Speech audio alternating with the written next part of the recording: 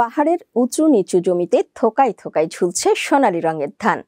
দূর থেকে দেখলে মনে হবে এ যেন সবুজের বুক জুড়ে সোনালী ধানের হাসি। জুমের সোনালী পাকা ধানে ছেয়ে গেছে পাহাড়ের পর পাহাড়। অনুকূল আবহাওয়া ও নিয়মিত পরিচর্যার কারণে এবার জুমে ভালো ফলন হয়েছে। জুমে জুমে এখন চলছে ধান কাটার উৎসব।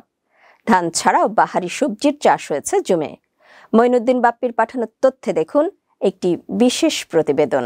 পাহাড়ি জনগোষ্ঠীর ঐতিহ্যবাহী চাষাবাদ হচ্ছে জুম। বর্তমান সময়ে পাহাড়িরা অন্যান্য পেশা গ্রহণ করলেও এখনো পর্যন্ত জুম ফসল তাদের ভরসার প্রতীক। বছর শেষে গোলায় ভরে সোনালী পাকা ধান, সাথে তুলে অন্যান্য ফসল। জুমের ফসলে পাহাড় সেজেছে নবরূপে। একদিকে পাকা সোনালী ধানের মৌ মৌ গন্ধ, আর অন্যদিকে সাথী ফসলের পসরা পাহাড়কে অন্য রূপ দিয়েছে। এসব ফসল দেখে পাহাড়ি পরিবারগুলোর চোখে মুখে হাসির ঝিলিক লেগেছে। তাদের ঘরে চলছে উৎসবের আমেজ। পাহাড়ে কিছু কিছু জায়গায় পাকা ধান কাটা শুরু হয়েছে। গোলায় পাকা ধান তোলার জন্য জুমিয়ারা ব্যস্ত সময় পার করছে। আর যাদের ধান এখনো পাকেনি তারাও ধান গোলায় তোলার জন্য প্রস্তুতি নিতে শুরু করেছে। গত বছরের তুলনায় এবছর প্রকৃতি অনুকূলে থাকায় জুমের ভালো ফলন হয়েছে।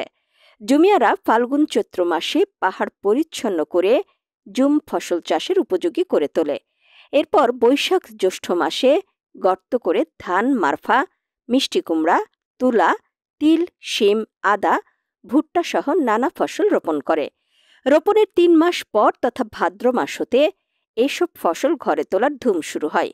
অগ্রহায়ণ মাস পর্যন্ত উৎপাদিত এসব ফসল পর্যায়ক্রমে ঘরে তোলে জুমিয়ারা। গত বছরের তুলনায় এবছর আবহাওয়া অনুকূলে থাকায় ফসল ভালো পাওয়ার আশা করছেন জুম চাষিরা। তবে তাদের দাবি, যদি কৃষি বিভাগের পক্ষ থেকে উন্নত জাতের ধান ফসলের বীজ পাওয়া যেত তাহলে ফলন আরও 2 থেকে 3 গুণ বাড়ত।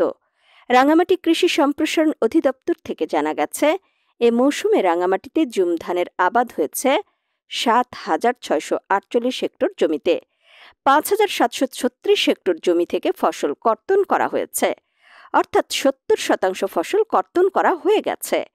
কৃষি বিভাগ বলছে, পাহাড়ি জনগোষ্ঠীর বেশিরভাগ মানুষ জুম নির্ভর। জুমের ফলন ভালো হলে পাহাড়ে খাদ্য ঘাটতি দেখা যায় না।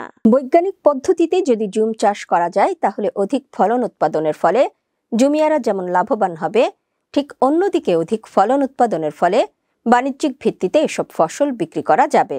এছাড়া একই জমিতে সারা বছর চাষাবাদ করতে পারলে জুমিয়াদের আর্থসামাজিক উন্নয়নও হবে।